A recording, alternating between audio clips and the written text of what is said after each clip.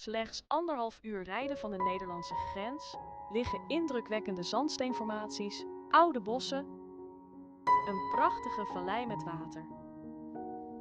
Dit verborgen stukje Duitsland vind je in. Lees meer in ons online magazine Wandelen in Duitsland, link in bio.